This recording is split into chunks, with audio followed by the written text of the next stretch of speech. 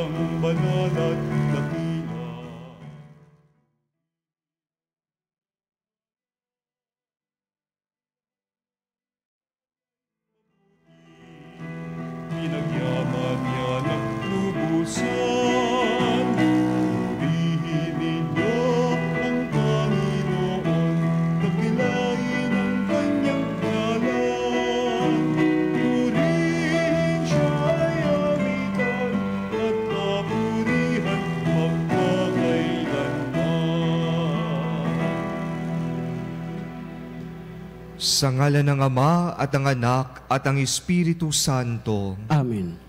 Ang pagpapala ng ating Panginoong Hesukristo, ang pag-ibig ng Diyos Ama, at ang pakikipagkaisa ng Espiritu Santo, nawa ay sumainyong lahat. At sumayo rin. Mga kapatid, aminin natin ang ating mga kasalanan upang tayo ay maging marapat kumanap sa banal na pagdiriwang. Inaamin ko sa mapayarihan Diyos at sa iyong mga kapatid na lubha ko nagkasala sa isip, salita at sa gawa at sa aking pagkukulang.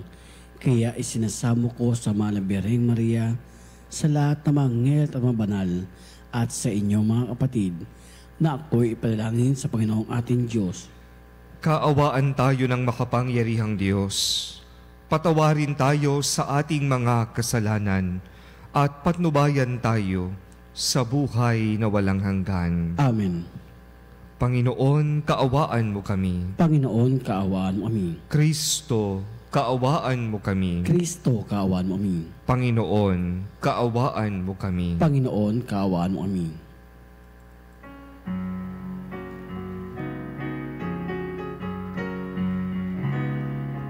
Walhati sa Diyos sa kaitaasan, at sa lupa'y kapayapaan sa mga taong may mabuting kalooban.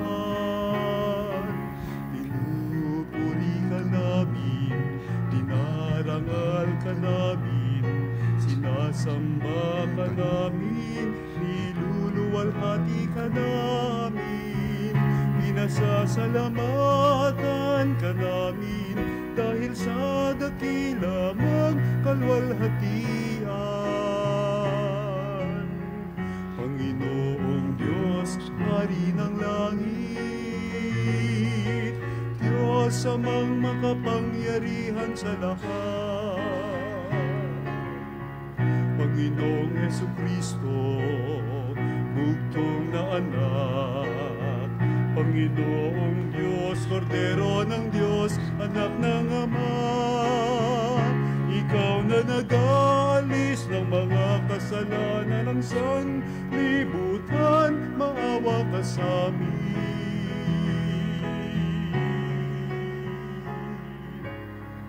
Tanggapin mo ang aming kahilingan,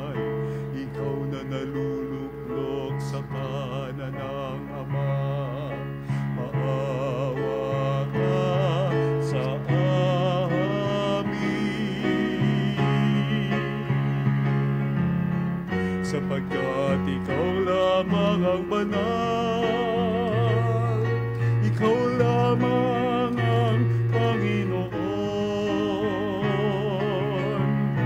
ikaw lamang, O Jesucristo, kasama ng Espiritu Santo sa kalwalhatian ng Diyos Ama.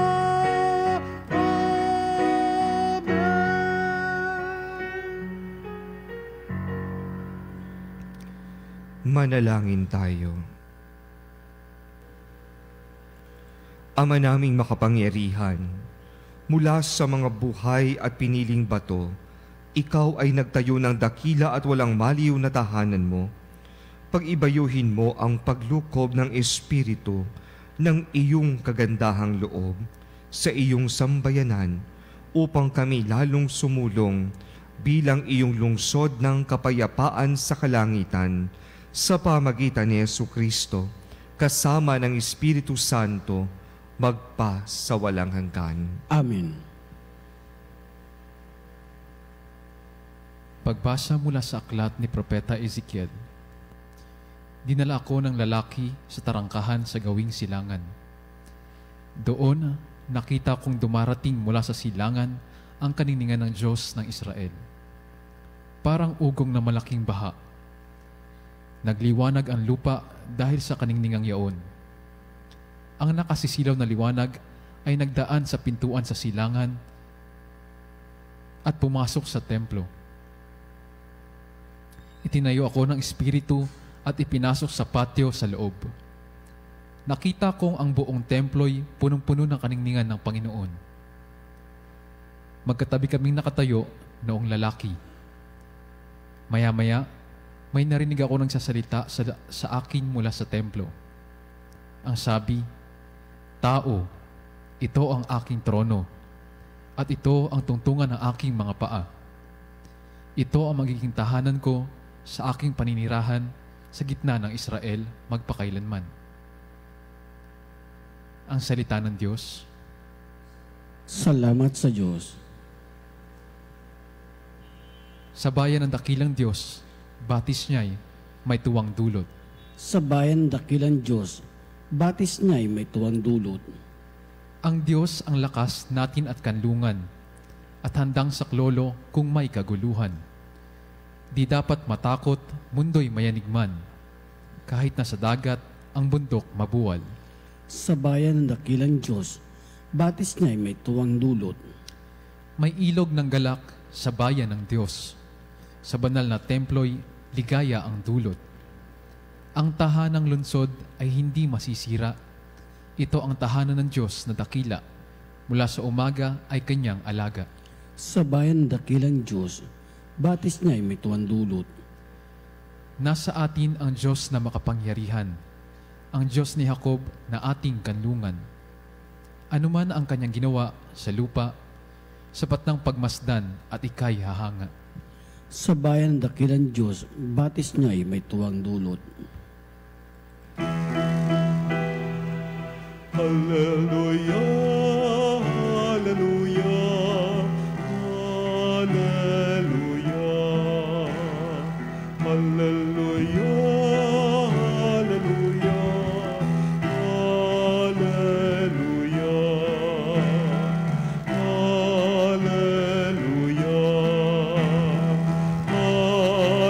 hallelujah.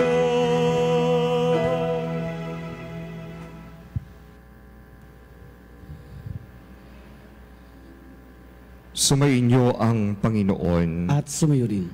Ang mabuting balita ng Panginoon ayon kay San Juan. Papuri sa iyo, Panginoon. Malapit na ang Pasko ng mga Hudyo, kaya't pumunta si Jesus sa Jerusalem. Nakita niya sa templo ang mga nagbibili ng mga baka, mga tupa at mga kalapati, at ang namamalit ng salapi. Gumawa siya ng isang panghagupit na lubid at ipinagtabuyang palabas ang mga mangangalakal, pati ang mga baka at tupa. Isinabog niya ang salapi ng mga namamalit at pinagtataob ang kanilang mga hapag. Sinabi niya sa mga nagbibili ng kalapati, "Alisin ninyo rito ang mga iyan. Huwag ninyong gawing palengke ang bahay ng aking ama." Naalala ng kanya mga alagad na sinasabi sa kasulatan, "Ang aking malasakit sa iyong bahay ay parang apoy na nag-aalab sa puso ko." Dahil dito'y tinanong siya ng mga Hudyo, "Anong tanda ang maibibigay mo upang patunayang may karapatan kang gawin ito?" Tumugon si Jesus, "Gibain ninyo ang templong ito at muli kong itatayo sa loob ng 3 araw." Sinabi ng mga Hudyo, 46 na taon na ginawa ang templong ito at itatayo mo sa loob lamang ng 3 araw? Ngunit ang templong tinutukoy ni Jesus ay ang kanyang katawan. Kahit nang siya'y muling mabuhay, naalala ng kanya mga alagad na sinabi niya ito at naniwala sila sa kasulatan at sa mga sinabi ni Jesus. Ang mabuting balita ng Panginoon. Pinupuri ka namin, Panginoong Jesucristo. Kilala tayong mga Pilipino sa pag-uugaling magiliw o hospitable. Kapag tayo ay may mga bisita, pinapatuloy natin to sa ating mga tahanan at inaasikaso ng maayos. Kaya nga madalas, meron tayo mga maririnig na salita na feel at home. Kapag may bisita, sinasabihan natin, "O, feel at home ka lang dyan." Pero hindi naman ibig sabihin ng salitang ito na ang bisita ay pwede nang gawin ang gusto niya. Dahil ito ay paanyaya lamang sa mga bisita natin upang sila ay maging panatag, komportable, habang sila'y nasa loob ng ating kanya-kanyang tahanan. Pero hindi naman nangangahulugan na maaari nang gawin ng bisita ang lahat ng naisin niya. Hindi naman pwedeng buksan na lang bigla ang ref o kaya ay pumasok sa mga kwarto o galawin ang mga pribadong gamit. Siyempre, hindi matutuwa ang kahit na sinong host dito, bagkus ay baka mabastusan pa nga. Ang pagrespeto sa tahanan ng ating mga dinadalaw ay isa ring tanda ng respeto natin sa may-ari ng tahanan. At ito rin ang paalala sa atin ng ating Panginoon na tuwing tayo ay pumupunta sa simbahan, sa kanyang tahanan, nais niya na tayo ay maging feel at home.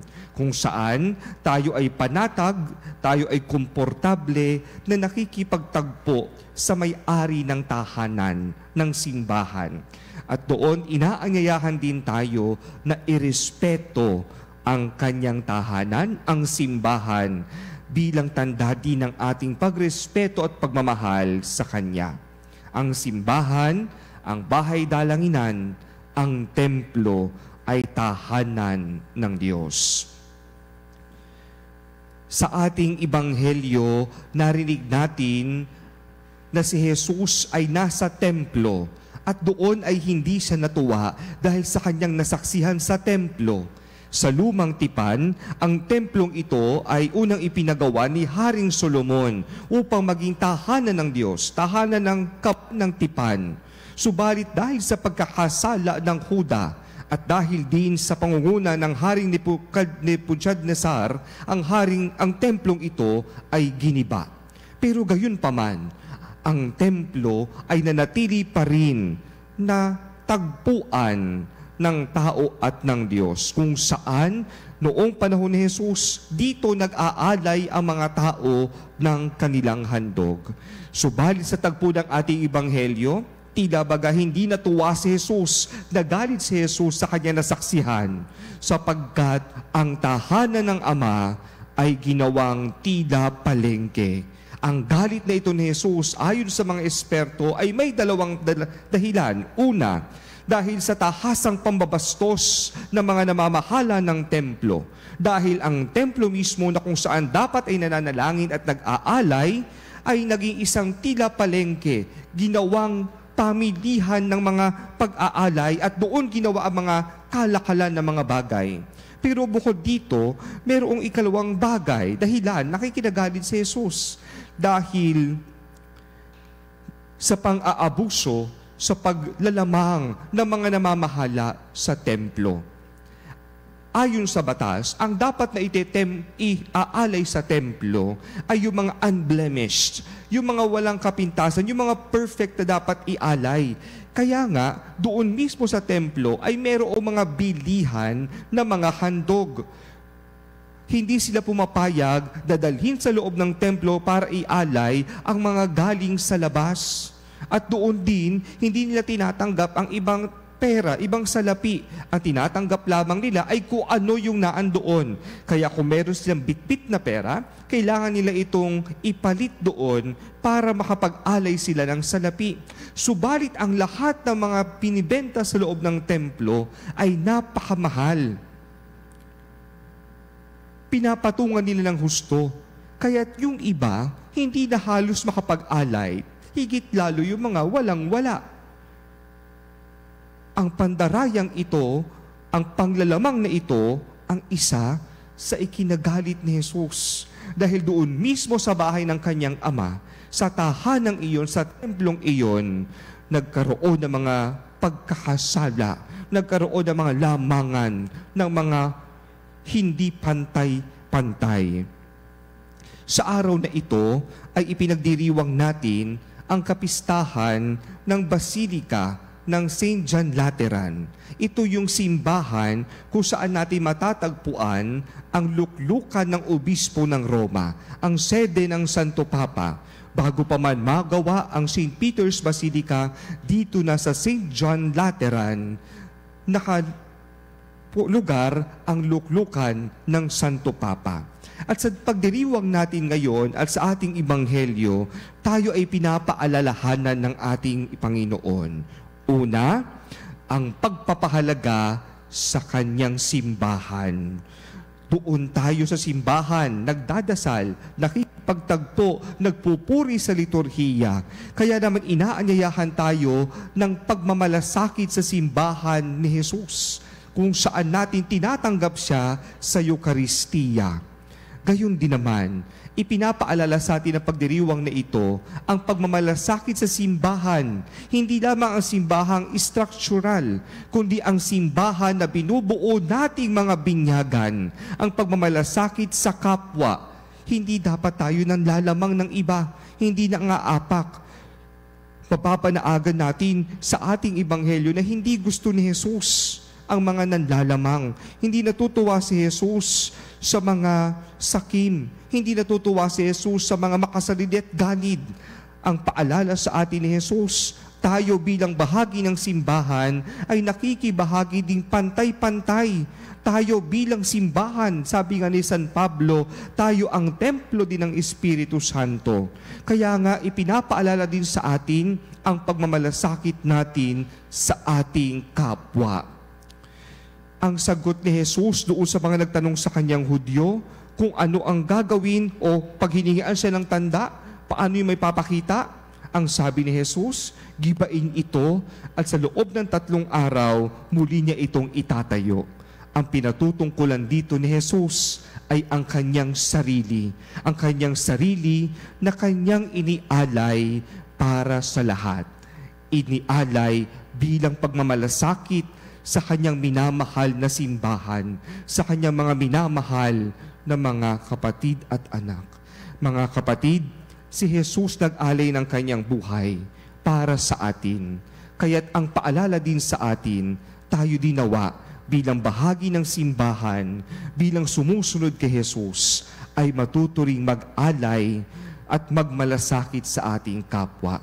At tayo rin ay inaanyayahan na ang magkaroon din nawa tayo ng pagmamahal na lubusan at pagmamalasakit sa simbahan, kung saan tayo'y inaanyayahan ng Diyos na maging at home doon sa simbahan kung saan tinatagpo natin siya sa Eucharistia.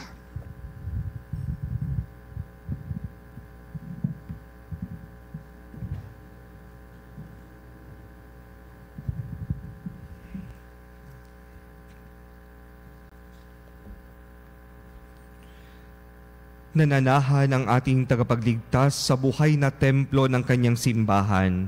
isang binyagang bayan na tinipon sa ilalim ng kahalili ni San Pedro. Manalangin tayo sa ating Ama sa tulong ng banal na Espiritu. Kaya't sa bawat panalangin ang ating itutugon, Panginoon, dinggin mo ang aming panalangin. Panginoon, dinggin mo ang aming panalangin. Ang pandaigdigang simbahan naway lumago sa pagkakaisa at pananampalataya sa pamamagitan ng ating katapatan sa Santo Papa. Manalangin tayo sa Panginoon. Panginoon, dinggin mo ang aming panalangin. Ang mga bansa naway mabuhay sa kapayapaan at iwasan ang paghihiganti at paglalaban. Manalangin tayo sa Panginoon. Panginoon, dinggin mo ang aming panalangin. Ang mga naghahanap sa Diyos naway matagpuan ang bato ng pananampalataya ni San Pedro at ang lakas ng loob ni San Juan Bautista. Manalangin tayo sa Panginoon. Panginoon, dinggin mo ang aming panalangin. Atin nawang ipakita ang ating pananampalataya sa pamamagitan ng ating pangangalaga at paggamit sa gusaling ito ng simbahan. Manalangin tayo sa Panginoon. Panginoon, dinggin mo ang aming panalangin. Ang mga yumao naway maging mga buhay na bato sa walang hanggang templo. Manalangin tayo sa Panginoon. Panginoon, dinggin mo ang aming panalangin. Mapagmahal na Ama, itinaas mo ang katawan ng iyong anak, ang maluwalhating templo na muling pagkabuhay, bilang kanyang katawang mistiko at templo sa lupa. Iniaalay namin sa iyo ang aming mga panalangin, taglay ang pag-asa na makakabahagi kami sa gayunding muling pagkabuhay. Hiniling namin ito sa pamagitan ni Kristo na aming Panginoon. Amen. Ang himig mo, ang awit ko, lahat ng ito'y nagmula sa iyo. Muling ihahandog sa'yo, buong puso kong inaalay sa'yo. O Diyos, o Panginoon, lahat ay biyayang aming inampon, aming buhay at kakayahan, ito'y para lamang sa iyong kalwalhatian.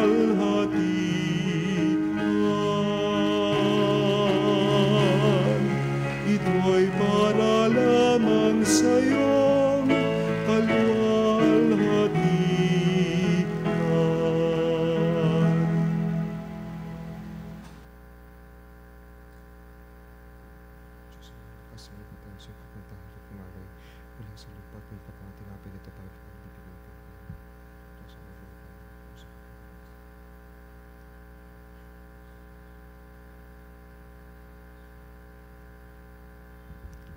Manalangin kayo mga kapatid upang itong paghahain ay kalugdan ng Diyos Amang makapangyarihan. Tanggapin nawa ng Panginoon itong paghain sa iyong mga kamay, sa kapurihan niya at karangalan, sa ating kapanabangan at sa buong sambayan banal.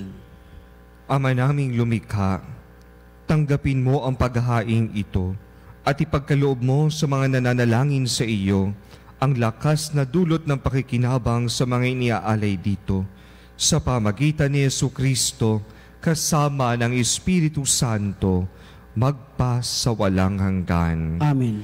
Sumainyo ang Panginoon. At sumayo rin. Itaas sa Diyos ang inyong puso at diwa. Itinaas na namin sa Panginoon. Pasalamatan natin ang Panginoong ating Diyos. Marapat na siya ay pasalamatan. Ama naming makapangyarihan, tunay ngang marapat na ikaw ay aming pasalamatan. Minarapat mong manahan sa bahay dalanginang itinayo para sa iyo, upang kami mahubog mo bilang tahanan ng iyong Espiritu, na maikapagkakapuri mo sa pagtataglay ng iyong sariling kariktan. Itinalaga mo sa iyong kabanalan ang gusaling kabanaagan ng iyong tinipong sambayanang kaisa ng iyong anak, na palagi mong makapagluwal ng mga kasapi na sa iyo'y sasapit ng maluwalhati.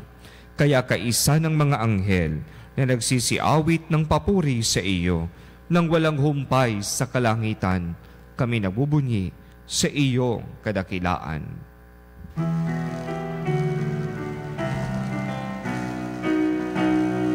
Santo, Santo, Santo, Panginoong Diyos ng mga hukbo, napupuno ang langit at lupa ng kadakilaan mo. Hosana sa kaitaasan.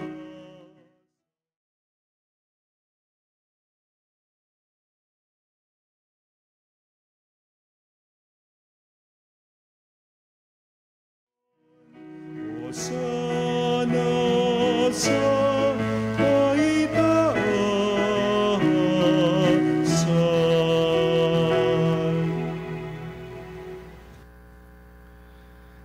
Ama naming banal, ikaw ang bukal ng tanang kabanalan. Kaya't sa pamagitan ng iyong Espiritu, gawin mong banal ang kaloob na ito upang para sa amin ay maging katawan at dugo ng aming Panginoong Jesucristo. Bago niya pinagtiisang kusang loob na maging handog, hinawakan niya ang tinapay, pinasalamatan kanya, pinaghati-hati niya iyon, iniabot sa kanyang mga alagad at sinabi, "Tanggapin ninyong lahat ito at kanin. Ito ang aking katawan na ihahandog para sa inyo."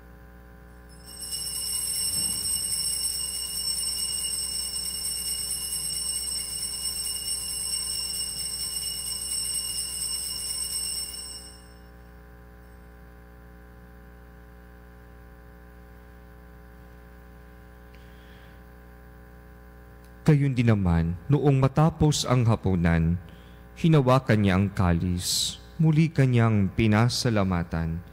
Iniabot niya ang kalis sa kanyang mga alagad at sinabi, "Tanggapin ninyong lahat ito at inumin. Ito ang kalis ng aking dugo, ng bago at walang hanggang tipan. Ang aking dugo na ibubuhos para sa inyo at para sa lahat, sa ikapagpapatawad ng mga kasalanan. Gawin ninyo ito sa pag-alaala sa akin."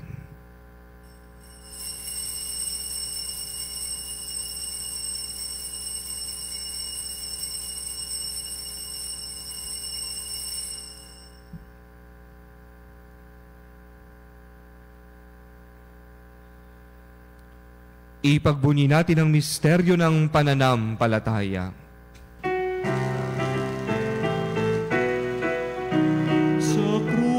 Mo at pagkabuhay, kami natubuhos mong tunay.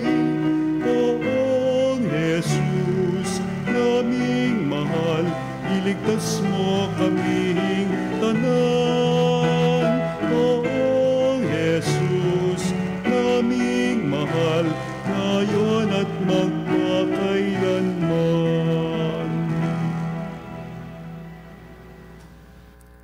Ama, ginagawa namin ngayon ang pag-alala sa pagkamatay at muling pagkabuhay ng iyong anak. Kaya't iniaalay namin sa iyo ang tinapay na nagbibigay buhay at ang kalis na nagkakaloob ng kaligtasan. Kami nagpapasalamat dahil kami iyong minarapat na tumayo sa harap mo para maglingkod sa iyo. Isinasamo namin kami magsasalo-salo sa katawan at dugo ni Kristo, ay mabuklod sa pagkakaisa sa pamagitan ng Espiritu Santo. Ama, lingapin mo ang iyong simbahan na laganap sa buong daigdig. Puspusin mo kami sa pag-ibig, kaisa ni Francisco na aming Papa at ni Honesto na aming tagapangasiwa at ng Tanang Kaparian. Alalahanin mo rin ang mga kapatid namin na himlay nang may pag-asang sila'y muling mabubuhay, gayon din ang lahat ng mga pumanaw. Kaawaan mo sila at patuloyin sa iyong kaliwanagan. Kaawaan mo at pagindapating kaming lahat na makasalo sa iyong buhay na walang wakas. Kaisa ng mahal na Birheng Maria na ina ng Diyos, ng kabiyak ng pusong si San Jose, kaisa ng mga apostol at ng lahat ng mga banal na namuhay dito sa daigdig ng kalugod-lugod sa iyo, maipagdiwang nawa namin ang pagpupuri sa ikararangal mo sa pamagitan ng iyong anak na aming Panginoong Hesukristo. Sa pamamagitan ni Kristo, kasama niya at sa Kanya, ang lahat ng parangal at papuri ay sa iyo, Diyos amang makapangyarihan, kasama ng Espiritu Santo, magpa sa walang hanggan. Amen. Amen. Amen.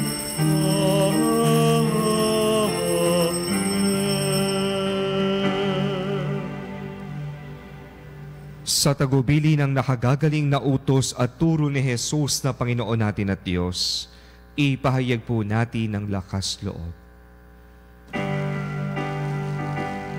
Ama namin, sumasalangit ka, sambahin ang ngalan mo.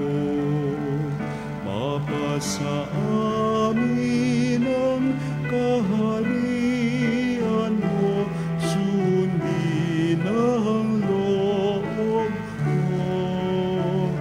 dito sa lupa.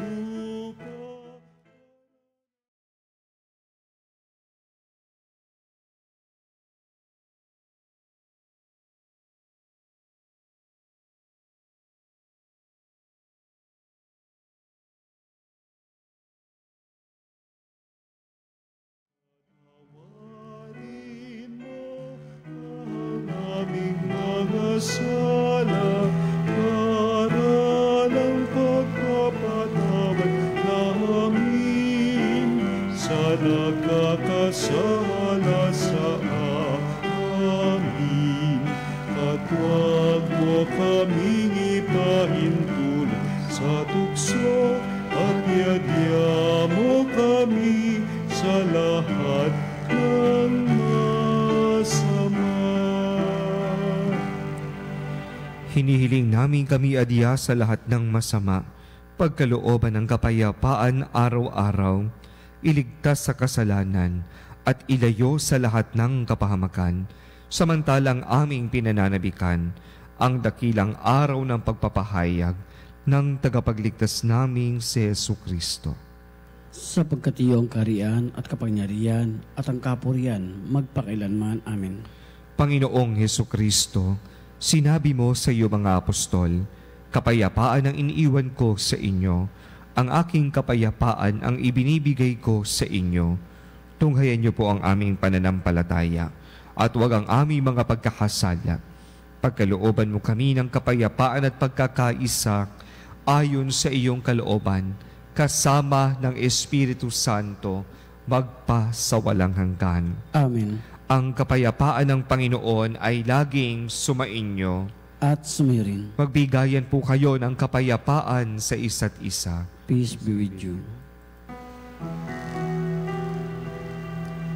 Kordero ng Diyos na nag-alis ng mga kasalanan ng sanlibutan, maawa ka sa amin. Kordero ng Diyos na nag-alis ng mga kasalanan ng sanlibutan, maawa ka sa amin. Kordero ng Diyos na nag-alis ng mga kasalanan ng sanlibutan, ipagkaloob mo sa amin ang kapayapaan. Ito ang kordero ng Diyos. Ito ang nag-aalis ng kasalanan ng sanlibutan. Mapalad ang mga inaanyayahan sa kanyang piging. Panginoon, hindi ako dapat magpatuloy sa iyo. Ngunit sa isang salita mo lamang ay gagaling na ako.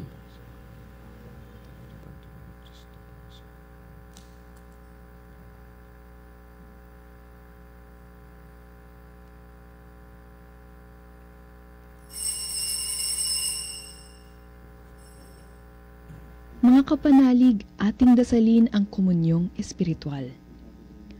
O Jesus, nananalig ako sa pananahan mo sa kabanal-banalang sakramento. Minamahal kita higit sa lahat at hangad ka ng aking kaluluwa. Hindi ko man matatanggap ngayon ang iyong katawan at dugo, inaasahan ko na patuloy kang mamumuhay sa aking puso. Naniniwala ako na narito ka at kaisa ka ng aking buong pagkatao. Huwag mong ipahintulot na mawalay ako sa iyo. Amen. Panalangin sa bire ng katotohanan. O bire ng katotohanan, Ina ni Jesus, ang nagkatawang taong salita, salamat sa iyo, anak. Tinatanggap ko siya bilang aking katotohanan at kaligtasan. Sa pakikinig sa salita ng Diyos, tulungan mo ko maging malaya sa oras ng hirap at pagsubok. Linawin mo sa akin na nasa krus ang tagumpay. Sa aking paglalakbay, akayin mo ako sa buhay ng paglilingkod at sa buhay na ganap at kasiyasiya. Kupkupin mo ako at ang aking mga kapanalig na nakikinig, natututo at nagmamahalan. O Maria, bire ng katotohanan, ipanalangin mo kami. O Jesus, ikaw ang daan, ikaw ang katotohanan at ikaw ang buhay. Iligtas mo kami. Amen.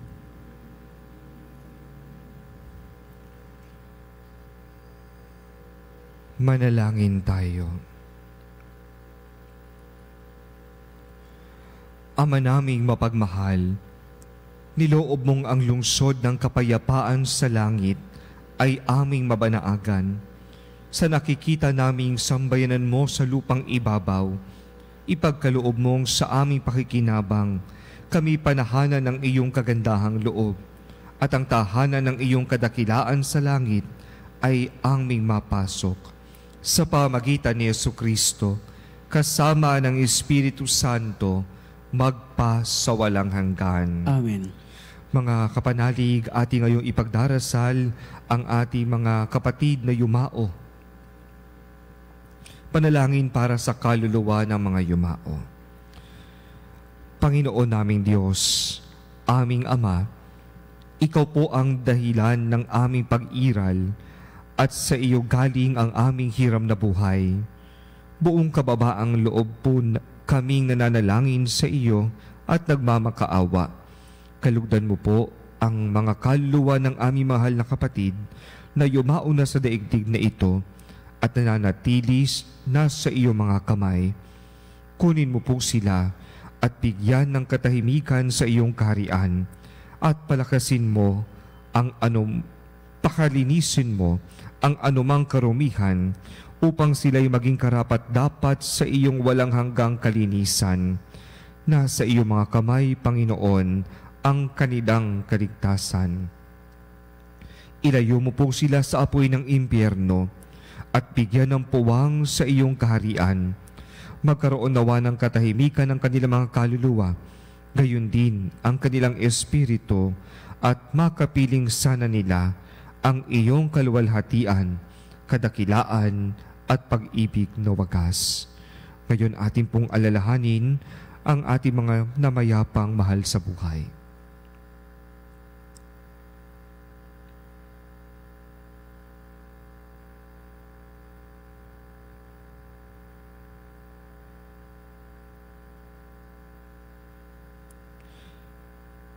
Hinihiling po namin ito sa pamagitan mo kaisa ng pagkakandili ng mahal na inang si Maria at ni San Jose na patron ng mapayapang kamatayan.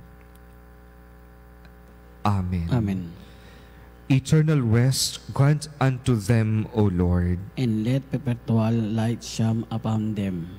May they rest in peace. Amen.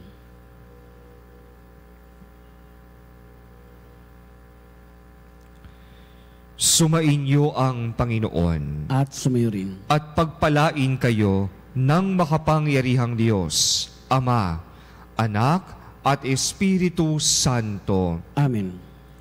Ang misa'y na ialay na, humayo kayo, taglay ang pag-ibig ni Kristo.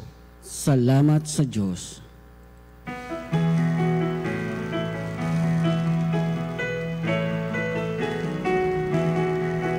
Magsinawit kayo sa Panginoon.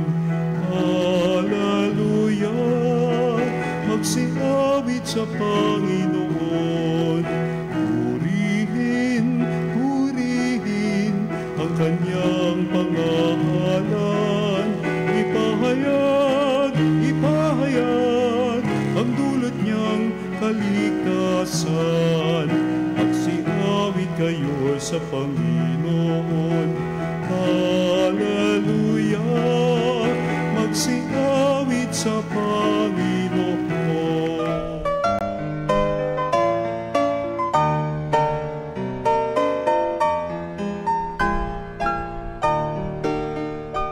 Nuestro Padre Jesus Nazareno, sinasamba ka namin, pinipintuho ka namin, aral mo ang aming buhay at kaligtasan.